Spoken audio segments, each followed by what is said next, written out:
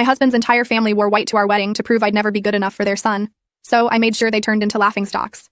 The day I met Brian's mother, Rita, she looked me up and down and said I seem nice for a temporary girlfriend. That should have been my warning. Brian and I met at a veterinary conference in Denver. He was presenting on equine surgery. I was there for my small animal practice. We bonded over terrible conference coffee and our shared obsession with emergency medicine. 6 months later, he proposed at the same conference, right where we'd first met. His family's reaction was immediate and vicious. Rita called Brian, crying, saying he was throwing his life away. His father, Richard, sent a formal email listing all the women from their country club who would have been better choices. His sister Sophia started a group chat with the extended family called Brian's Mistake, where they shared articles about divorce rates. They didn't know Brian had seen it when he borrowed Sophia's phone. For 2 years, I tried everything. I brought Rita her favorite flowers on every visit. I helped Richard with his classic car restoration research. I attended Sophia's boring charity luncheons, where her friends whispered about me being a gold digger, even though I made more money than Brian. Nothing worked. They wanted their son to marry Victoria, the daughter of their best friends who'd been waiting for Brian to notice her since high school. Victoria, who still called him twice a week. Victoria, whose parents owned half the commercial real estate in town. I stopped trying after Rita's Thanksgiving incident. She'd invited Victoria to dinner without telling us, seated her next to Brian, and spent the entire meal talking about their shared memories while I sat there like furniture. Brian finally told them that if they couldn't respect me, they wouldn't be part of our lives. They backed off, but only superficially. The wedding planning revealed their true strategy. Rita insisted on being involved, then criticized every choice. The venue was too rustic. The flowers were too simple. The caterer wasn't prestigious enough. She offered to pay for upgrades, but only if she could make the decisions. We declined and paid for everything ourselves. 3 days before the wedding, Sophia called Brian, panicking. She'd seen our cousin posting about her dress and realized she'd bought the same one I'd described as similar to mine. Could she still wear it? Brian told her absolutely not. Buy something else. She agreed, sounded apologetic even. The morning of our wedding, I was getting ready with my bridesmaids when the photographer knocked. He needed to discuss something urgent. Brian's family had arrived for pre-ceremony photos, and there was a situation. Every single one of them was wearing white. Rita was in a white beaded gown that looked like a mother of the bride dress because it was one. Richard is in a white suit. Sophia is in a white cocktail dress. Brian's grandmother, aunts, uncles, and cousins, all in white. 23 people dressed like they were attending their own weddings. The photographer didn't know what to do. My maid of honor, Julia, started cursing. My mother went silent, which was worse than yelling. I asked the photographer to give us a moment and sat down to think. They wanted to ruin my wedding. They wanted the photos to look ridiculous, for everyone to talk about how his family upstaged me, for the day to be about their protest instead of our marriage. But then I remembered something. Julia's sister managed a Halloween store that stayed open year-round for theater productions. It was 40 minutes away. I called her. Did she have costume accessories in bulk? Specifically, did she have those cheap promotional t-shirts from last Halloween's zombie run? The bright red ones with fake blood spatters that said Survivor in huge letters? She had boxes of them. Julia and 2 bridesmaids drove there while I continued getting ready. They came back with 30 shirts and a bag of accessories. I had the wedding coordinator call a quick meeting with Brian's family in the garden, away from other guests. I walked out in my wedding dress, carrying the box of shirts. Rita started to speak, probably to make some excuse, but I cut her off. You have 2 choices, I said. Put these on over your clothes right now, or leave. The ceremony starts in 20 minutes. Sophia laughed, said I was being ridiculous, that I couldn't force them to ruin their outfits. Richard said I had no right to make demands. Rita called me a controlling bitch who'd finally shown my true colors. That's when Brian appeared. He'd been waiting inside, letting me handle it my way first. He looked at his family, all dressed in white, and said 5 words. Put them on, or go. Their jaws dropped. I raised my hand to stop Rita before she can speak, cutting off whatever excuse about family tradition or coordinated photos she's planning to spin. The garden feels too quiet with 23 people in white staring at me holding this box of bright red shirts. I realize this exact moment will define whether Brian and I spend our marriage fighting his family's ambushes or living by our own rules. Nobody moves. Nobody speaks. They're all waiting to see if I'll back down. If the nice veterinarian who brought flowers and attended charity luncheons will fold under pressure like she always has before. But I'm done folding. Brian's grandmother breaks the silence by reaching for a shirt from the box. She pulls it out and holds it up, examining the fake blood splatters and survivor text. She looks at Rita, then at me, then back at the shirt. Her voice comes out steady and practical when she says she's too old for this nonsense and wants to see her grandson get married today. She pulls the red shirt over her pale blue dress without waiting for permission or approval. Her practical surrender cracks the united front immediately. 2 of Brian's younger cousins step forward reluctantly and grab shirts from the box. Their faces show more embarrassment than defiance now that an elder chose compliance over protest. One cousin catches my eye and mouths sorry before pulling his shirt on. The other keeps his head down like he's ashamed to be part of this situation at all. Richard's face goes red with anger. He declares this is humiliating and refuses to be dictated to by someone who's been in the family for 5 minutes. His voice shakes with wounded pride more than righteous anger. Rita stands frozen beside him, and I watch her eyes move from me to Brian, to the arriving guests visible through the garden gate. She's calculating whether doubling down or backing down will cost her more social capital with the wedding guests already finding their seats. Her mouth opens and closes twice without words coming out. Sophia pulls out her phone and aims it at the shirts, probably planning to document this as evidence of my controlling behavior for her social media followers. Brian steps forward before she can take the photo. He tells her quietly that anyone who posts about this before we approve the narrative will be removed from all wedding photos and asked to leave. His voice stays calm but firm. The threat of social exclusion makes Sophia lower her phone with a scowl that tells me she understands consequences now. Being erased from the public record of the day matters more to her than documenting her protest. Julia appears at my side with 2 other bridesmaids backing her up. We start handing shirts directly to family members while maintaining steady eye contact that says we're not negotiating or explaining anymore. The physical act of pressing fabric into their hands forces a decision point. I watch the family's unity crumble as individual choices replace group defiance. Some pull shirts on immediately without meeting my eyes. Others clutch the shirts while looking to Rita for guidance she's not providing because she's still frozen in her own calculation. Brian's aunt takes her shirt and whispers, "Thank you," which surprises me until I realize she's thanking me for not making them leave. His uncle mutters something about this being the most ridiculous wedding he's ever attended, but he yanks the shirt over his white button-down anyway. His wife follows with a tight expression that says she's mad, but not enough to miss her nephew's wedding. I notice the shirt covers most of the white underneath. The fake blood splatters actually look decent against the garden greenery. Cameron, the photographer, can work with this if we're strategic about angles and positioning for the family photos. Rita finally speaks. Her voice shakes with either rage or tears when she says we're making a mockery of a sacred day. She says she won't forget this humiliation we forced on Brian's family. I meet her eyes and tell her calmly that she made her choice when she coordinated this stunt. We're simply making sure our wedding photos reflect our boundaries rather than her protest. She can wear the shirt or watch from the parking lot.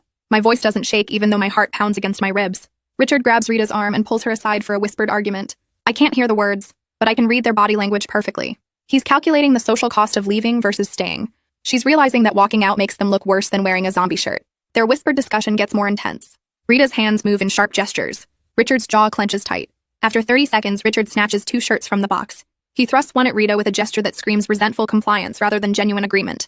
I watch Rita pull the red shirt over her expensive white beaded gown. Her hands tremble with fury as she yanks the fabric down. I feel a strange mix of satisfaction and sadness because this could have been avoided if she'd just let me have one day. Just one single day where she didn't try to control or undermine or protest. Sophia is the last holdout now. She stands with her arms crossed and her white cocktail dress gleaming in the sunlight. Brian walks over to her with a shirt in his hands. He says simply that he loves her, but she needs to decide right now whether she's his sister or his adversary. His voice breaks slightly on the last word. Sophia stares at him for a long moment. Her face cycles through anger and hurt, and something that might be shame. She takes the shirt with a dramatic eye roll meant to show she's only complying under duress. As she pulls it on, I notice her hands shake too. She's not as confident in this rebellion as she wants everyone to believe. Poppy, the coordinator, appears with perfect timing. She announces that guests are seated and we're ready to begin. Her professional cheerfulness cuts through the tension like we've just finished normal pre-ceremony photos, rather than a family standoff. She gestures toward the ceremony space with a bright smile that doesn't acknowledge anything unusual just happened. I look at Brian's family all standing there in red survivor shirts over their white clothes. Instead of feeling guilty, I feel clear. They tried to ruin this day, and we turned their sabotage into something we controlled. Brian squeezes my hand and whispers that I'm magnificent. I squeeze back because we're doing this together. That's exactly what marriage should be, even when it's hard. Cameron walks over to me with his camera bag and leans in close so only I can hear him speak. He suggests we skip the family photos before the ceremony and do them after instead, giving everyone time to calm down and look less angry for the pictures. I agree right away because the last thing I want is photos that look like a hostage situation instead of a wedding day. He nods and moves off to adjust his lighting setup while I take one more look at Brian's family standing there in their red shirts. The fake blood splatters catch the sunlight, the white clothes peek out from underneath. They tried to sabotage this day, and we turned it into something we controlled. Brian squeezes my hand and leans close to whisper that I'm magnificent. I squeeze back because we're handling this together. That's what marriage means even when it's hard. Poppy appears and starts directing Brian's family toward their seats with the same cheerful efficiency she's shown all morning. Her voice stays bright and professional like nothing unusual just happened. I watch Rita walk stiffly toward the ceremony space with her arms crossed over the red fabric. Richard follows behind her with his jaw set tight. Sophia trails after them while typing something on her phone, probably already crafting her social media version of events. I turn away and head back to the getting ready room where Julia waits with my bouquet. Julia helps me check my dress and touch up my makeup while my hands stay steadier than I expected. I just face down my new in-laws in what might be the most confrontational moment of my life. My fingers don't shake when I smooth down the fabric of my dress. My reflection in the mirror shows someone who looks calm and ready. My mom appears in the doorway and catches my eye in the mirror. She gives me a small nod without saying anything. Her expression communicates pride in how I handled the situation. That matters more than I realized it would. Her quiet approval has always meant I'm on the right track. I move to the entrance area and wait behind the closed doors while the coordinator cues up my entrance music. I can hear the low murmur of guests on the other side. Their voices carry speculation about the red shirts in the family section. I imagine people leaning over to whisper questions to each other. Someone probably asking what happened. Someone else making guesses. I've already decided I don't care what story people tell themselves as long as Brian and I know the truth. The music starts with the opening notes of the song we chose. My father appears at my side and offers his arm. I take it and we step into view when the doors open. Brian waits at the altar and his face lights up when he sees me. His expression shows pure love and relief that makes everything else fade into background noise. I focus on him while my father and I walk down the aisle. Some guests smile at the survivor shirts like they're in on a joke. A few look confused with their eyebrows raised. Most people focus on me and Brian, which is exactly how it should be. Rita sits in the front row with her arms crossed over her red shirt. Her face looks like a mask of barely controlled anger. Richard beside her looks more resigned than hostile. His shoulders slump slightly and his jaw isn't as tight as it was in the garden. I file that away as potentially significant for future interactions. The officiant greets us with warmth in his voice when we reach the altar. He starts the ceremony with gentle humor that helps cut through the remaining tension in the air. When he makes a joke about marriage being about surviving together through challenges, a few guests laugh out loud. I see Brian's grandmother smile from her seat in the second row. I focus on Brian's face and the words we're about to say to each other. The family drama becomes just context rather than the main event. This moment is about us choosing each other despite everything his family tried to do. We reach our personal vows and Brian's voice stays steady when he promises to always have my back even when it's hard. I know he's talking about more than just today. He's promising that his family's approval will never matter more than my dignity. I promise him that I'll never ask him to choose between me and them, but I will always expect him to choose our marriage first. His eyes get a little wet when I say those words. He understands I'm releasing him from the guilt they've tried to use as a weapon. We're building something new together that doesn't require their permission. During the ring exchange, I catch Sophia leaning over to whisper something to her cousin in the third row. I watch the cousin's expression shift from curious to disapproving. Sophia's trying to control the narrative even now during the ceremony. I choose not to let it distract me because Sophia's whisper campaign is her problem, not mine. I've learned that you can't stop people from talking. You can only control whether you give them ammunition. I slide the ring onto Brian's finger and he slides mine on with hands that don't shake. The officiant pronounces us married and Brian kisses me with enthusiasm that makes the guests cheer and clap. For a moment, the red shirts and family tension disappear into pure celebration. We're just two people who love each other starting our marriage. As we walk back down the aisle together, I notice that some of Brian's relatives are smiling genuinely now. Maybe they've decided to let go of the protest and just enjoy the party. Others still look stiff and angry with tight lips and crossed arms. That's fine. We gave them a choice and they made it. In the cocktail hour space, guests immediately cluster around us with congratulations and warm hugs. Several make jokes about the survivor shirts that feel supportive rather than mocking. Like they understand something happened, but they're on our side. An older couple from Brian's equine practice finds us near the bar. They tell us quietly that they think we handled a difficult situation with grace. Their words confirm that some witnesses saw through the family stunt to recognize our boundary setting. We thank them and move on to greet more guests, while I feel the weight of the morning start to lift off my shoulders. My mom finds me near the appetizer table and pulls me into a hug without saying a word.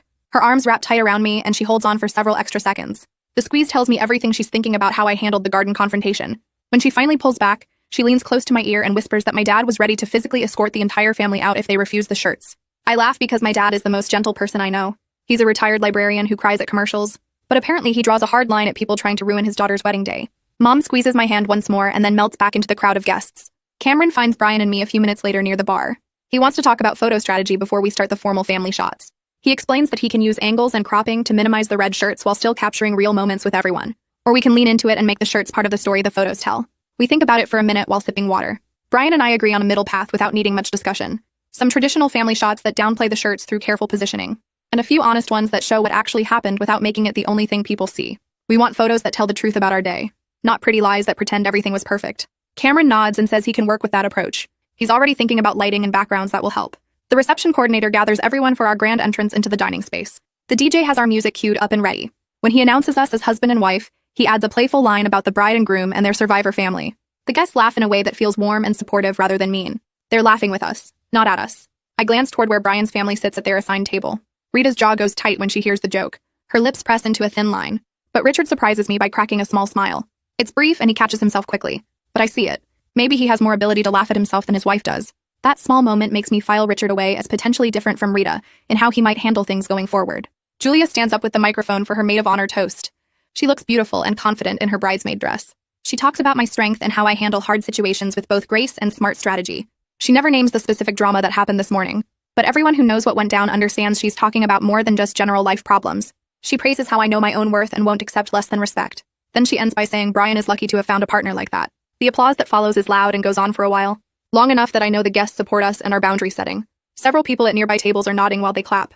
An older woman I recognize from Brian's practice even raises her glass extra high. Midway through dinner, I'm cutting into my salmon when Poppy appears at our table. She leans down between Brian and me with an apologetic expression. Richard just approached her asking if he could say a few words to the guests, probably planning some speech that reframes the shirt incident, or offers a public explanation that makes his family look better than they actually behaved. Poppy came to check with us first instead of just handing him the microphone. I appreciate her protocol awareness. Brian and I look at each other and the answer is immediate and mutual. We both shake our heads. This is our wedding reception, not Richard's redemption opportunity. He can process his feelings about what happened on his own time. We're not giving him a platform tonight to control the narrative. Poppy nods and heads back to where Richard is waiting near the DJ booth. I watch her speak to him briefly. His face shows disappointment, but he doesn't argue with her. Julia slides into the empty seat next to me a few minutes later. She's holding her phone with a weird expression. Sophia just posted a selfie to social media. Julia turns the screen so I can see it. Sophia's wearing the red Survivor shirt in the photo. Her caption says something about family traditions taking unexpected turns. The post is clearly meant to mock the whole situation, but she's written it with enough vague language that she can claim she meant something else if anyone calls her out. I feel a flash of anger in my chest. My first instinct is to respond or comment or do something. But Brian puts his hand on my arm. He suggests we wait and see how this plays out instead of reacting right away. Sometimes people expose themselves better when you let them keep talking. Their own behavior becomes the evidence. I take a breath and hand Julia's phone back. She screenshots the post anyway for our records. After dinner, we find Cameron and ask him to gather Brian's family for one specific group photo. We want everyone clearly visible wearing the red Survivor shirts. No strategic angles or cropping for this one. Cameron understands immediately what we're asking for. He gets the whole family arranged in good lighting. All 23 of them standing together in their bright red shirts over white clothes. We join them for the photo and everyone smiles for the camera. Rita's smile doesn't reach her eyes. Sophia's looks forced and tight. But several of the cousins and aunts seem more relaxed now. The photo feels powerful to me when Cameron shows us the preview on his camera screen. Not because it's pretty or Pinterest-worthy, but because it's proof. Documentation of what happened if anyone tries to rewrite history later. It shows we set a boundary and enforced it. That matters more to me than having perfect wedding photos. A waiter carrying a tray of champagne glasses bumps into me near our table. The collision isn't hard, but it's enough. Champagne splashes down the front of my white dress. The liquid spreads into a growing stain across the bodice and skirt. Normally, this would feel like a disaster. The kind of thing that ruins a bride's whole day. But tonight, it just feels like one more thing on a long list. I actually laugh while I grab a napkin and start dabbing at the wet fabric. Brian helps me blot the stain with his own napkin. The waiter is apologizing over and over. I tell him it's fine, and I mean it. After standing in a garden this morning telling my new in-laws to put on zombie shirts or leave, a stained dress barely registers as a problem. My whole sense of what counts as a crisis has shifted. The champagne will dry. The dress can be cleaned. We're still married, and that's what matters. The DJ announces our first dance as a married couple. Brian and I walk onto the dance floor while our song starts playing. He pulls me close, and we sway together. His arms feel solid and safe around me. We don't need to say anything out loud. We both understand without words that we're done explaining or managing his family's feelings tonight. We did what we needed to do. Now we're just going to enjoy being married. Brian leans his head down close to mine. He tells me he's never been more sure of his choice to marry me than when I stood in that garden holding a box of red shirts. When I refused to be steamrolled by his family's stunt. I tell him that his backing me up meant everything. That him saying those 5 words to his family proved we're a team. We keep dancing while other couples join us on the floor. The moment feels private even though we're surrounded by guests. Near the end of the reception, Rita approaches me while I'm saying goodbye to some departing guests. She's holding a white envelope in her hand. Her expression is hard to read. She says she wants to give us a check to help with proper wedding photos since today's didn't turn out as planned. Her tone makes it completely clear what she's really doing. She's trying to buy control of the narrative, trying to fund a do-over that erases what actually happened. I take the envelope from her hand. Then I hand it right back without opening it. I keep my voice gentle but very firm. Our photos will be exactly what we want them to be. We don't need financial help to remember our wedding day. Her offer is declined. Rita's face flushes red. She opens her mouth like she's going to argue, but then she closes it again and walks away. I watch her return to Richard at their table. She's speaking to him in sharp, whispered tones. He's nodding, but his shoulders are slumped.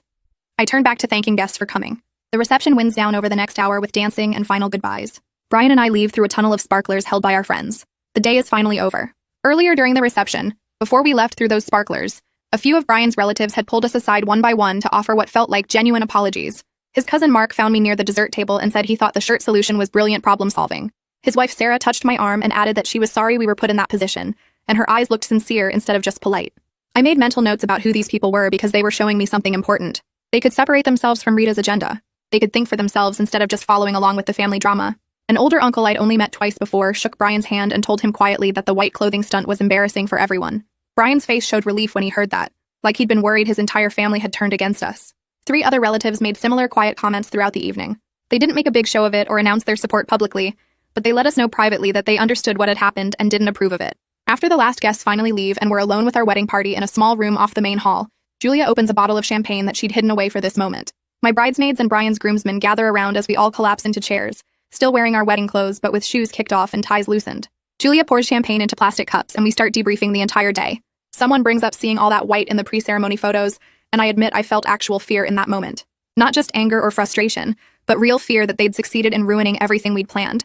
My maid of honor describes the satisfaction of watching Rita's face when she had to pull that red shirt over her expensive dress. One of the groomsmen laughs and says he's never seen anything like it at a wedding before. But then the laughter fades and I hear myself saying what I've been thinking all evening.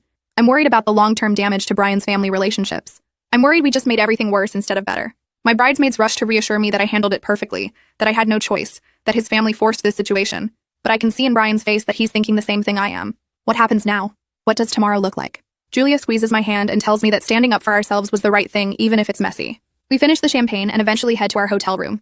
both of us too tired to think about consequences anymore. The morning after the wedding, I wake up in the hotel bed next to Brian and immediately check my phone. 7 voicemails from Richard. I put the phone on speaker and listen to them while Brian orders coffee from room service. The first message is calm, asking us to call him when we get a chance. The second one is less calm, mentioning optics and how people are talking. By the third message, his voice is tight with stress as he talks about fixing the narrative before it gets out of hand. The fourth message suggests we need to issue some kind of joint statement about the shirt incident. The fifth one brings up specific people from the country club who are asking questions. The sixth message is almost frantic, talking about damage control and family reputation. The seventh message, left at 2 in the morning, is just Richard saying we need to talk as soon as possible. I feel my jaw clench with each message. My hands grip the phone tighter. Brian watches my face and asks if I want him to call his dad back right now. I tell him no, not yet. Responding while I'm this angry would just make things worse. We need to think about what we want to say instead of just reacting. The coffee arrives and we drink it in bed, both of us staring at the ceiling and trying to figure out our next move. 2 days later, back at our house, a delivery arrives. The box is wrapped in expensive paper with a card attached. I open the card first and see Victoria's handwriting. The message says, "Wishing you both happiness," in neat cursive letters. Brian and I stare at the card for a long moment. Is this sincere? Is it passive-aggressive? Is she trying to make peace, or is this another manipulation? The handwriting gives no clues. It could be read either way depending on what we want to see in it. Brian opens the box to find a set of nice wine glasses, the kind you'd register for at an expensive store. Nothing weird or insulting about the gift itself. We stand in our kitchen looking at these wine glasses and trying to decode Victoria's motives. Finally, Brian says we should just accept it at face value. Send a polite thank you note and move on. But we both agree to stay cautious about her. One nice gift doesn't erase 2 years of her calling him twice a week and showing up at family dinners. We put the wine glasses in the cabinet and I write a brief thank you card that says nothing personal. That same afternoon, Julia texts me 3 screenshots. She says she was searching Sophia's name on social media and found something I need to see. The screenshots show a group chat from 3 weeks before our wedding. Rita created it and named it Family Photos Coordination. The messages lay out the entire white clothing plan in detail. Rita told everyone to wear white and made it sound like a unified family statement. She even suggested specific dress codes for different family members. Formal white for parents and grandparents. Cocktail white for the younger generation. She wrote that this would show Brian what real family loyalty looks like. Sophia responded with enthusiasm and offered to make sure all the cousins participated. Someone asked if this was a good idea, and Rita shut down the objection immediately. The screenshots prove this wasn't spontaneous. It wasn't accidental. It was a calculated campaign planned weeks in advance. Seeing the evidence in writing makes my anger sharpen into something clearer. This is exactly what we're dealing with. Rita doesn't just dislike me. She actively works to undermine us and gets other family members to join in. I forward the screenshots to Brian without adding any comment. He calls me from his office 10 minutes later and his voice sounds hollow. He'd hoped maybe it was a misunderstanding or a last-minute decision. But no. His mother planned this for weeks. Brian comes home that evening and goes straight to his laptop. He sits at our kitchen table and starts drafting an email to his parents and sister. I watch him type, delete, type again. His hands shake slightly as he works. After an hour, he shows me the draft. The email establishes new communication boundaries in clear language. All future contact will be through email only, so there's a written record. No surprise visits to our house. No social media commentary about our relationship. Violations will result in a timeout period with no contact. The email lists specific examples of unacceptable behavior. It explains that we're not cutting them off, but we are protecting our marriage. Brian's words are firm and clear even though I can see this is costing him emotionally. He asks if I think it's too harsh. I tell him I'm proud of him for protecting our marriage even when it's hard. He takes a deep breath and hits send before he can second-guess himself. We both stare at the laptop screen for a minute after the email goes through, knowing there's no taking it back now. The next morning, we pack bags for a short trip.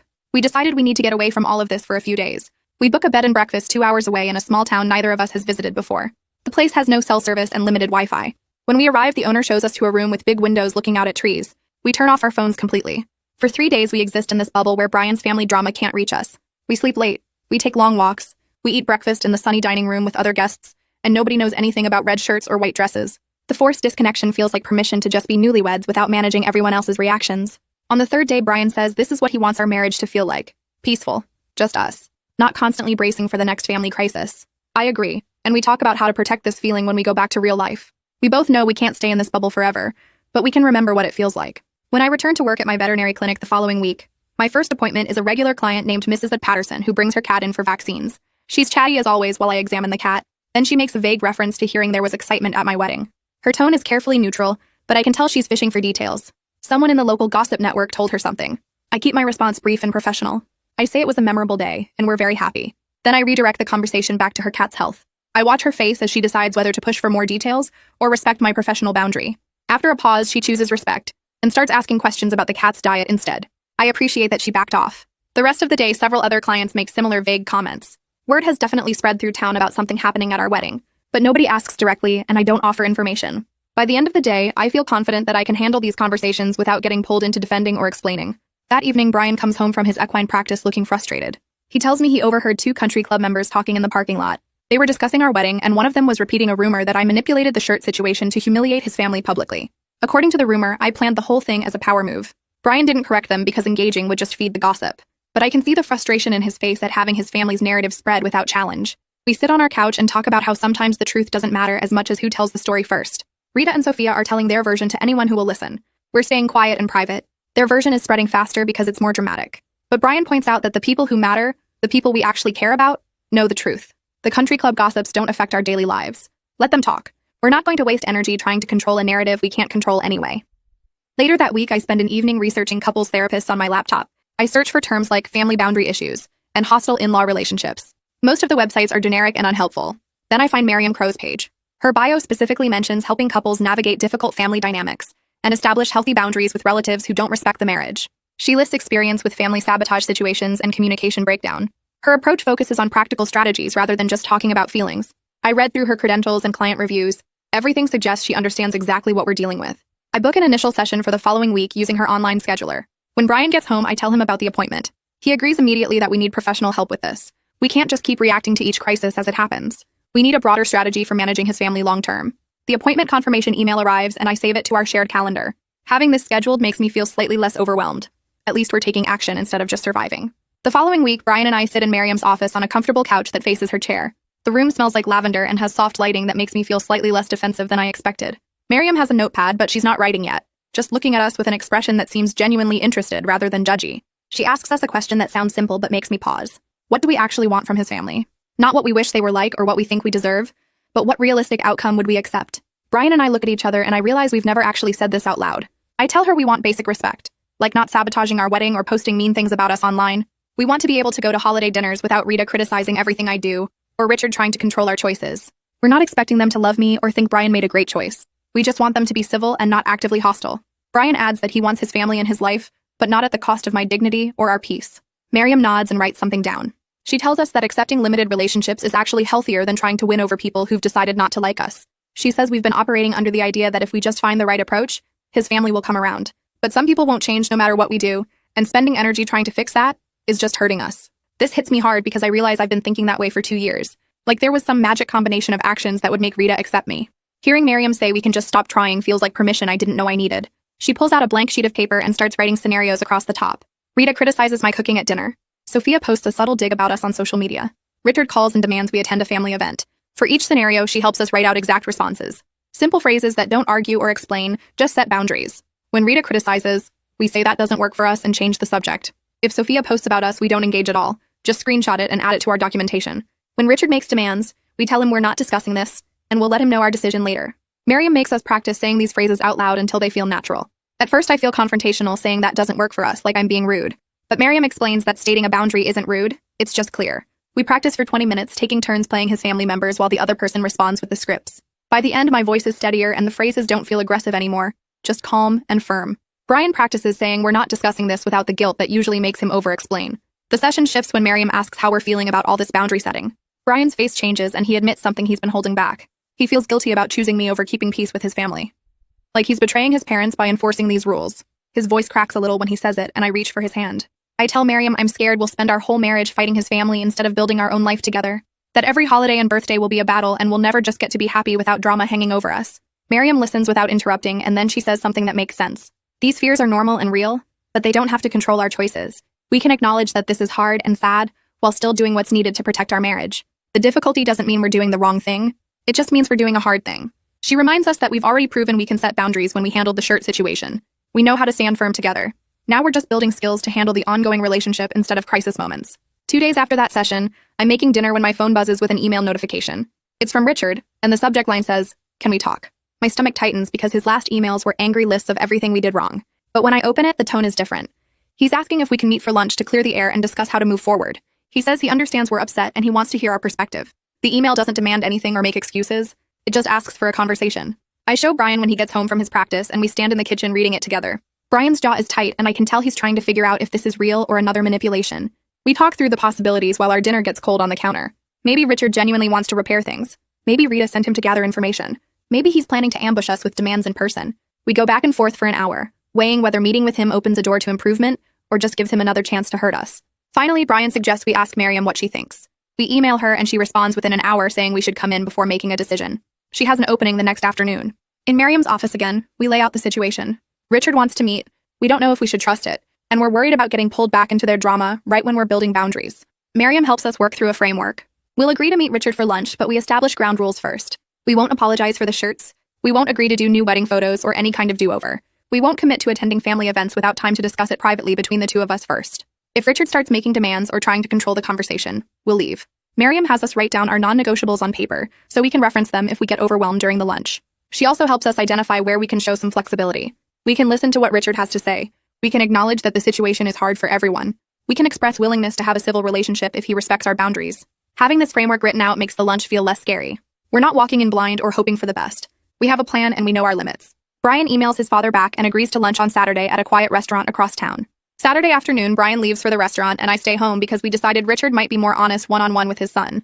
I try to distract myself with laundry and cleaning, but I keep checking my phone. 2 hours pass before I hear Brian's car in the driveway. When he walks in, he looks tired in a way that's not just physical. His shoulders are tight and his face is pale, but there's something in his eyes that might be hope. He sits down heavily on the couch and I sit next to him. He tells me Richard talked for the first hour almost without stopping. None. He explained that Rita's obsession with the wedding came from fear. She was worried that Brian marrying outside their social circle would hurt the family's standing at the country club. That people would see it as the family going downhill or losing status. Richard said Rita convinced herself that if she could just stop the wedding or make it embarrassing enough, Brian would call it off and everything would go back to normal. Brian says this doesn't excuse what they did, but it helps him understand that Rita's behavior was about status anxiety, rather than personal hatred of me. She wasn't attacking me specifically, she was trying to protect what she saw as the family's reputation. I ask if Richard apologized and Brian says sort of. Richard admitted they handled everything wrong and that the shirt situation was their own fault. He didn't use the word sorry, but he took responsibility for not stopping Rita's plan, even though he knew about it. Brian tells me he laid out clear terms during the second hour. He told his father that any future boundary violations will result in reduced contact. If Rita criticizes me at a family dinner, we'll leave. If Sophia posts about us again, we'll block her. If Richard tries to control our decisions, we'll stop taking his calls. Brian said we're willing to be civil at family events, but we won't perform a relationship we don't have just to make Rita look good to her friends. We won't pretend everything is fine when it's not.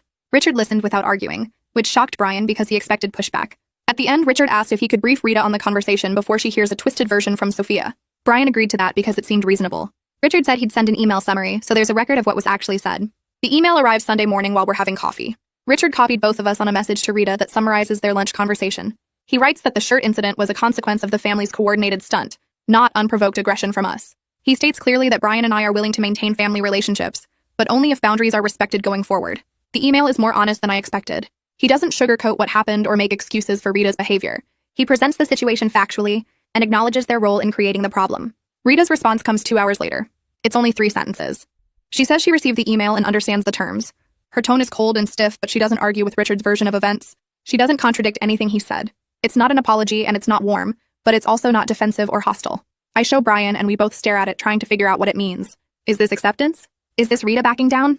We don't know, but it feels like maybe a tiny step toward accountability, even if she can't bring herself to actually apologize. Then Sophia ruins the moment by hitting reply all. Her message mocks the whole idea of boundaries and suggests we're being oversensitive about a little family fun. She writes that everyone needs to lighten up and stop acting like the wedding was some tragedy. Her tone is dismissive and sarcastic, making it clear she hasn't learned anything from the consequences of the shirt situation. She still thinks the whole thing was funny, and that we overreacted. Brian reads her email and his jaw clenches.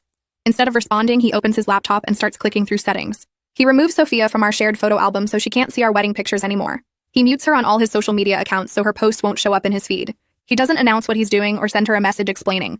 He just quietly enforces consequences without giving her the argument she's clearly trying to start. I watch him work through each platform methodically, and I feel proud of how he's handling this. No drama, no explanation, just action. Monday morning, another email arrives, this time from Rita directly to both of us. The subject line says moving forward. I open it with low expectations and I'm right to be cautious. Rita writes that she's sorry we felt hurt by what was meant as family tradition. She says she never intended to cause problems and she hopes we can all move past this. The email is technically an apology, but it's framed in a way that puts the blame on our interpretation rather than her actions. She's sorry we felt hurt, not sorry she hurt us. She's sorry we saw it as sabotage, not sorry she sabotaged us. It's the kind of non-apology that sounds right if you don't read it carefully. Brian and I sit at the kitchen table and debate whether to accept this or push for a better apology. Part of me wants to email back and explain why her apology doesn't actually take responsibility. But Miriam's voice is in my head reminding us to pick our battles. We talk it through for 30 minutes. Demanding a perfect apology would just create more conflict. We'd have to explain why her apology wasn't good enough, she'd get defensive, and we'd be right back in the middle of family drama. We decide to accept her minimal effort while keeping our boundaries in place. We won't thank her for the apology or pretend it fixed everything. We'll just let it sit there as her attempt, however flawed, to move forward. Her actions going forward will matter more than her words right now anyway. If she actually respects our boundaries at the next family event, that will mean more than any perfectly worded apology email.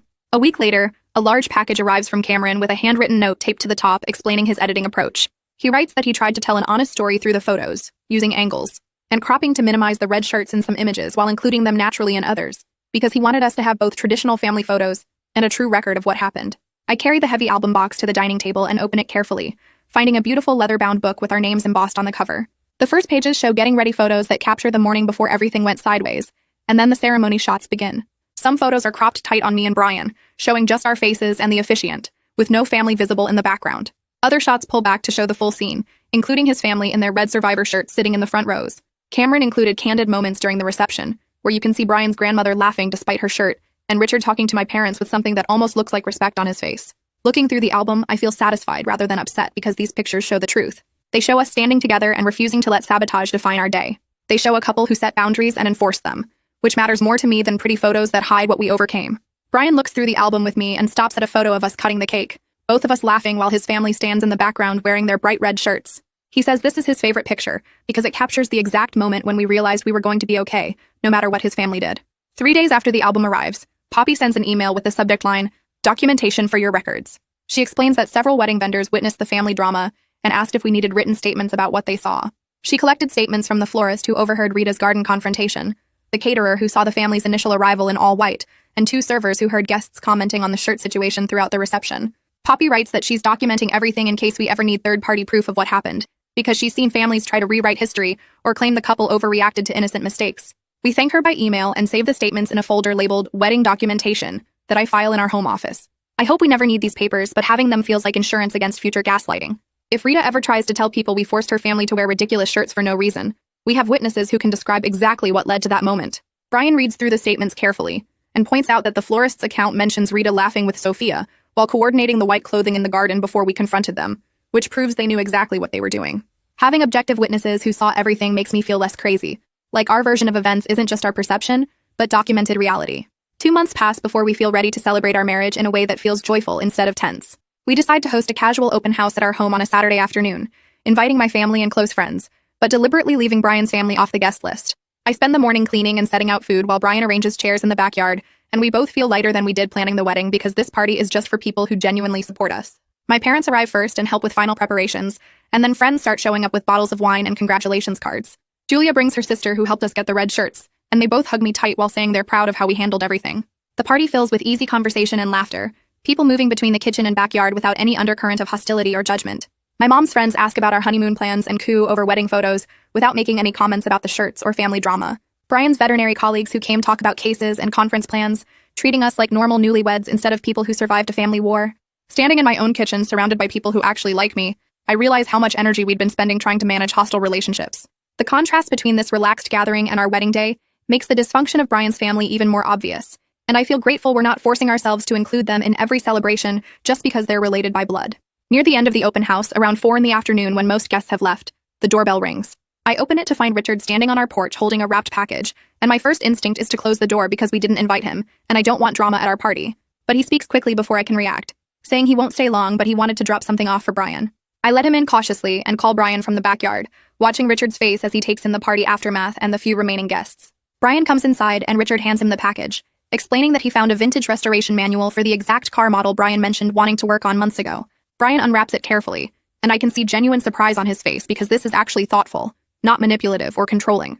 Richard stays for exactly 20 minutes, making polite conversation with my parents about their recent vacation, and asking Brian about a difficult equine surgery case without once mentioning the wedding or family drama. He compliments our home and thanks us for letting him stop by, then leaves without creating any tension or trying to extend his visit. After he drives away, Brian and I stand in the doorway looking at each other in confusion, because that was the most normal interaction we've ever had with his father.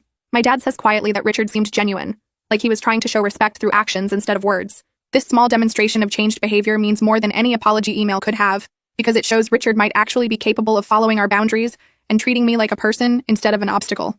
Rita's absence from the open house is obvious but not surprising, and we don't hear anything from her directly about the party. But that evening, Sophia posts a vague subtweet that says, "Interesting how some people exclude their own blood from celebrations, but expect family to show up when it's convenient." The post doesn't name us, but it's clearly directed at our open house, and I feel a flash of anger before remembering that responding would just feed into her attention-seeking. We don't comment or like or acknowledge the post at all, letting it sit there without any reaction from us. Brian's cousin texts him privately to say she's glad we're not letting Rita's drama control every family interaction, and that several relatives who came to the open house felt the same way. Two of Brian's aunts send thank you notes for including them in the celebration, and both mention appreciating the chance to see us in a relaxed setting without tension. The quiet support from these family members feels more valuable than public arguments with Sophia, because it shows that not everyone in Brian's family agrees with Rita's campaign against me. Silence turns out to be more powerful than engaging with Sophia's provocations, and watching her post get minimal likes, and no supportive comments suggests even her friends are tired of the family drama narrative. The following week, we have a scheduled session with Miriam, where she suggests facilitating a phone call with Richard to establish specific holiday boundaries. She dials his number on speaker and explains that we're going to discuss logistics for upcoming holidays without getting into emotional territory or rehashing past conflicts. Richard agrees to the structured approach, and Miriam guides the conversation with specific questions about dates and expectations. We tell Richard we'll attend Thanksgiving at his house if Rita agrees to basic civility, which means no passive-aggressive comments, no surprise guests like Victoria, and no social media posts about the gathering. Richard says he'll talk to Rita about these terms and get back to us within a week. For Christmas, we explain that we're hosting at our home and he's welcome to come, but Rita needs to decide separately whether she can handle being in our space and following our rules. The conversation stays businesslike and focused on logistics, rather than feelings, and having Miriam mediate keeps everyone from sliding into accusations or defensiveness. Richard asks reasonable questions about timing and whether other family members will be at Christmas, and we answer honestly without trying to control who else he invites to Thanksgiving. By the end of the call, we have a tentative plan for both holidays with clear expectations, and Richard sounds more cooperative than he's been in months. Miriam points out after we hang up that Richard's willingness to accept our terms shows he's prioritizing relationship repair over his wife's grudges, which is a significant shift in family dynamics. 2 days after the therapy call, Rita sends an email directly to Brian with the subject line, holiday discussion. She writes that she'd like to have a phone conversation with just him to discuss the Thanksgiving and Christmas arrangements, because she has concerns about the terms Richard agreed to. Brian forwards the email to Miriam before responding, and Miriam replies firmly that any conversation about our marriage or boundaries needs to include me. She explains that allowing Rita to isolate Brian from my presence would undermine the unified front we've been building, and that Rita's request suggests she wants to manipulate him without me there to counter her narrative. Miriam drafts a response for Brian that politely declines the one-on-one call and offers to schedule another mediated session with all three of us present. Rita responds within an hour saying she'll pass on the mediated session, and her quick rejection confirms what we suspected about her motives. She wasn't trying to have a genuine discussion about holiday logistics. She was trying to get Brian alone, so she could pressure him into loosening boundaries without me involved. This failed attempt at manipulation actually makes us more confident in our boundary system, because it proves that including me in all family discussions isn't paranoid or controlling, but necessary protection against Rita's tactics. Brian tells me he feels relieved rather than guilty about refusing the call, because he can see clearly now how his mother tries to triangulate and divide us. Over the next few weeks, work life gradually returns to normal as the wedding drama fades from immediate gossip to old news. My veterinary clients stop making vague references to excitement at your wedding and go back to just asking about their pet's health. The receptionist stops giving me sympathetic looks when I arrive each morning, and my vet tech stops asking if I'm okay in that concerned tone that made me feel fragile. Brian says his colleagues at the equine practice have moved on to other topics too, no longer bringing up family drama or asking careful questions about how we're doing. We both appreciate that our professional reputations stayed intact throughout the conflict, probably because we handled everything with relative dignity and didn't let family problems affect our work quality. The local veterinary community seems to respect that we dealt with personal drama privately instead of making it public spectacle or letting it interfere with patient care. A colleague mentions casually that she heard we handled some family stuff at our wedding, but clearly dealt with it well, and her matter-of-fact tone suggests the story that circulated portrayed us as competent problem solvers rather than victims or drama creators. Going back to normal work routines feels grounding after months of wedding stress and family conflict, reminding us that we have professional identities and accomplishments beyond the dysfunction of Brian's family relationships. We spend an evening going through the wedding album again and selecting specific prints to send to family members who attended. I write a brief note on nice cardstock thanking them for celebrating with us and stating clearly that this album represents the official record of our wedding day. The note says there won't be any retakes or do-over photos or alternative versions, and we hope they'll treasure these images as much as we do. The phrasing is polite but firm, establishing that we're not open to Rita's earlier suggestion about redoing photos without the red shirts. We mail prints to Brian's grandmother, his aunts and uncles, and several cousins who showed genuine warmth at the wedding or the open house. My family gets prints too, along with digital copies they can share. Over the next 2 weeks, responses trickle in by mail and email. Brian's grandmother sends a handwritten thank you note saying the photos captured a memorable day, and she's proud of how we handled a difficult situation. 3 cousins send appreciative texts saying they love the photos and thanking us for including them. My parents frame their favorite shot and send a photo of it hanging in their living room. Rita and Sophia don't acknowledge receiving their prints at all, which doesn't surprise us but does confirm they're still holding on to their grievances. The contrast between relatives who respond with genuine appreciation and those who stay silent tells us exactly who we can count on for future relationship building. A week after sending the photos, Victoria emails Brian with a short message saying she understands he's moved on with his life, and she wishes both of us well. The email is only 3 sentences and sounds more resigned than bitter, like she's finally accepting that Brian isn't going to leave me for her. She writes that she won't be calling or texting anymore because she respects that he's married now, and she hopes we'll be happy together. Brian shows me the email and we both stare at it, trying to figure out if this is genuine or another manipulation, but her tone seems sincere enough. The calls and texts stop completely after that email. No more twice-weekly check-ins or attempts to maintain their friendship. That was really just her waiting for him to be available. Brian blocks her number anyway as a preventive measure, explaining that even if she means well now, he doesn't want any future attempts at contact or triangulation if she changes her mind. Blocking her feels like closing a door that should have been closed years ago, and we both feel relieved that this particular complication resolved itself without requiring direct confrontation. One less source of family drama means one less thing we have to actively manage, and Victoria's withdrawal removes Rita's favorite weapon for suggesting Brian made the wrong choice. 3 months slide by with work consuming most of our energy, and the family drama settling into background noise rather than constant crisis. I'm in the middle of a complicated surgery on a Labrador with intestinal blockage when my phone buzzes with an email notification, and I don't check it until 2 hours later when I'm scrubbing out. The sender name makes me pause. Richard Tanner, with a subject line that just says, "Overdue honesty." I forward it to Brian before reading and wait until we're both home that evening to open it together.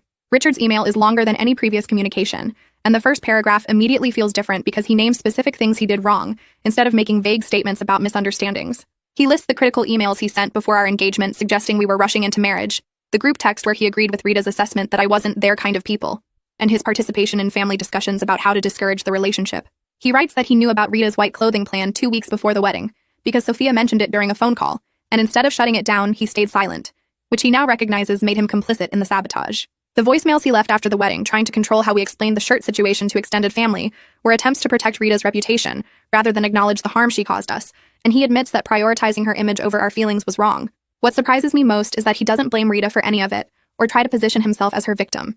He takes full responsibility for his own choices, and acknowledges that staying silent when you witness bad behavior is its own form of participation.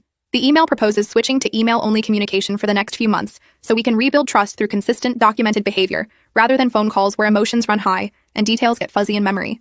He says he understands that repair takes time, and he's willing to move at whatever pace we need, and if we decide we don't want a relationship with him at all, he'll respect that decision. Brian reads the email 3 times before speaking, and when he finally looks at me, his expression is cautiously hopeful, in a way I haven't seen directed at his family before.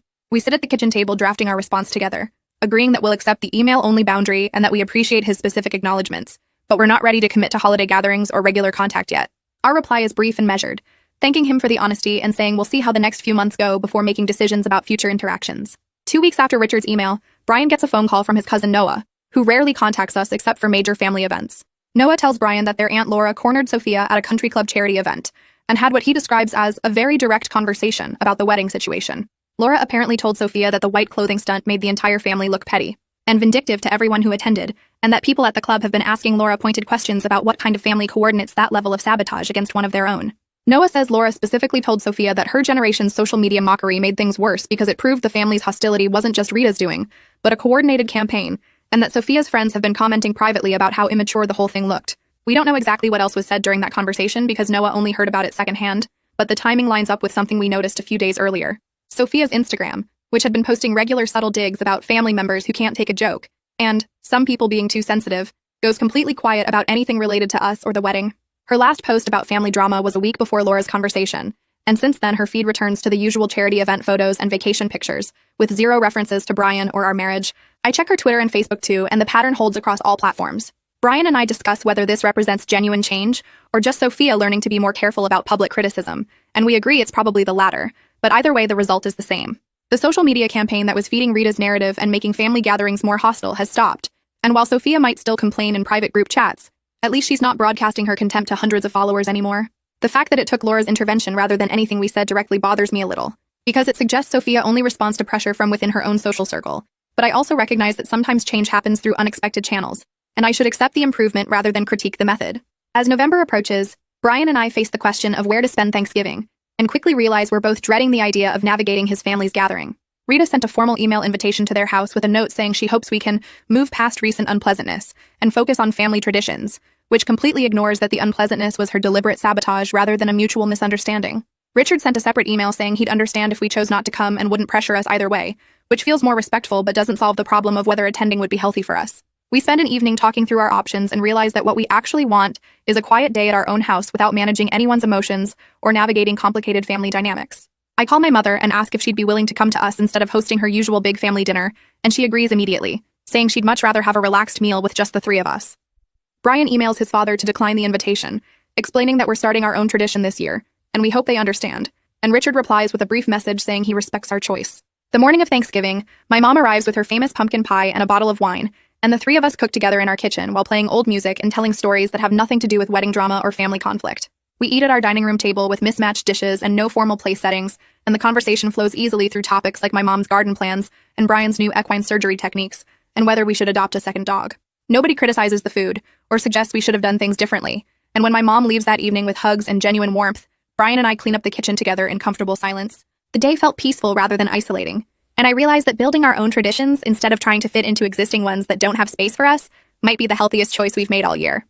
4 months after our wedding, I'm sitting in my clinic office between appointments when I find myself thinking about how our life has settled into something that feels sustainable, rather than constantly crisis-driven. Brian's family exists at arm's length with clear rules that most of them follow most of the time, which isn't warm, but it's workable. Richard sends occasional emails that stick to neutral topics and respect our boundaries, and while I don't fully trust him yet, I can see he's making genuine efforts to rebuild, rather than just waiting for us to forget what happened. Rita maintains chilly distance through brief responses to logistical emails and declining our invitations to casual dinners. But she's stopped actively sabotaging us or recruiting others to her cause, which feels like progress even if it's not reconciliation. Sophia's social media has stayed quiet about us for 2 months now, and while I assume she still complains in private, the public campaign has ended, and that removes a significant source of stress. Brian and I have learned to set boundaries without losing ourselves in guilt or anger, and our marriage feels stronger because we faced this crisis together and proved we could protect our relationship without destroying ourselves in the process.